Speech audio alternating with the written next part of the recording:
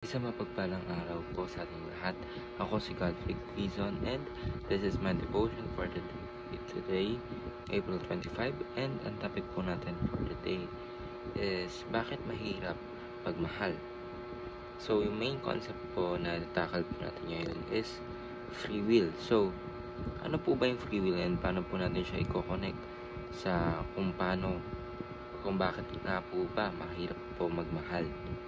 So, free will po is the ability to make real and meaningful choices. So, in the biblical sense daw po, humans are responsible for their actions. While God is sovereign over all, He created people with the capacity to choose, especially to love, obey, or reject Him. So, big sabihin daw po yung free will is yung kakayahan po natin na mamili or mag-decide po ng gusto natin. So, of course, yung nilikha po tayo ng ating Panginoon na hindi po robot. Ibig sabihin yung may genuine po tayo na relationship para magkaroon po tayo ng genuine na relationship sa ating lahat, sa ating kapwa, and sa ating Panginoon. So, ayun po yung ibig sabihin ng free will, yung kakayahan po nating mamili or mag-decide or gumawa ng desisyon. So, ang scripture po natin for today is Genesis chapter 2, verse 16 to 17. Mabasahin ko po. And the Lord God commanded the man, "You are free to eat from any tree in the garden, but you must not eat from the tree of the knowledge of good and evil, for when you eat from it, you will certainly die." So, ibig sabihin po nito, ang concept po nito ng ating bakit mahirap magmahal ng tao is sa free will. Kasi of course, ginawa po tayo ng ating Panginoon. And of course, tayo is nagsakam na po sa kasalanan kasi kinain po ni Eva tatan yung fruit of knowledge of good and evil. Sabihin, lahat po tayo nagkakasala. So, that is why talaga yung mga decisions po natin talagang more on pasama or sa mali. So, that is why mahirap pumahalin ng tao kasi of course, marami po tayong ginagawa ng mga bagay na alam natin mali. Pero, ginagawa pa rin natin. And of course, kapag nagmamahal ka po, is you are sacrificing yourself, diba?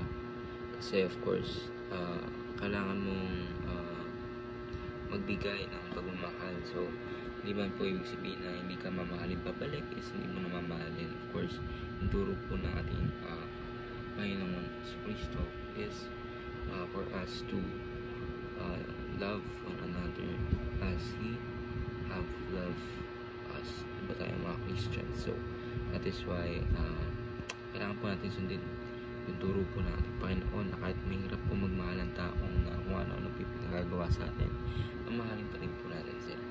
So, first teaching is free will is a sacred gift of God. Of course, tayo kung hindi tayo niyaka ng ganito ng ating Panginoon is hindi po tayo magiging mapagbigyan ng pagmamahal kasi of course kung gawin man tayong walang free will, diba robot po tayo yung ibig sabihin, pero ayaw po ng ating Panginoon ng ganun. So free will is either loving or harmful. So ibig sabihin tayo na po mamimili niyan as people, diba? Kung yung pagmamahal po natin is harmful na or makakasama or makakabuti. So ibig sabihin yung love, free will is designed for loving relationships. Sabihin, ginawa po tayo para magmahal, hindi yung magpaka-robot na walang minamahal na tao. Of course, kailangan po natin yan lahat in order for us to, of course, practice our love and to show God na inabago niya po tayo araw-araw. So, application is mimic and apply Christ's love.